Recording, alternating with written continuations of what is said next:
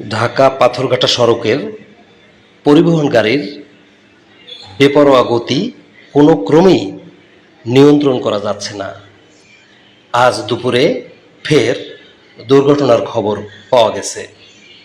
ঢাকা থেকে ছেড়ে আসা ফাল্গুনী পরিবহনের একটি গাড়ি আজকে সৎকর নামক স্থানে রাস্তার পাশে দাঁড়িয়ে থাকা তাল গাছে সজোরে ধাক্কা মারে।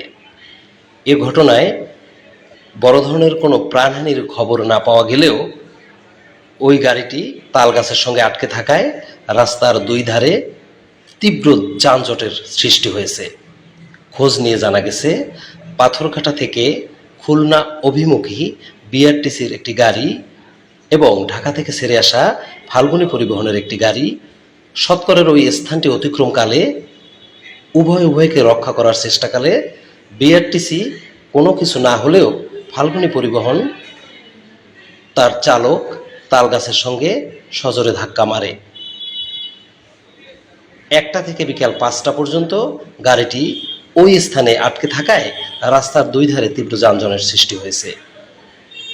বিষয়টি ঊর্ধ্বতন কর্তৃপক্ষের দৃষ্টি আকর্ষণ করেছেন স্থানীয় ভুক্তভোগী অটোরিকশা চালক সহ ছোট ছোট যানবাহনের যারা খেটে খাওয়া মানুষ তারা, এবং ভুক্তভোগী স্থানীয় মহল বলছেন গাড়িটি যখন ওই রাস্তা অতিক্রম করছিল তখন বেপরোয়া গতিতে চালাচ্ছিলেন ওই গাড়ির চালক। এভাবে চলতে থাকলে দুর্ঘটনার খবর এবং মৃত্যুর মিছিল বাড়তেই থাকবে। বিষয়টির প্রতি নজর দেওয়া দরকার। অমল তালুকদার, বাংলা 52 নিউজ, পাথরঘাটা, বরগুনা।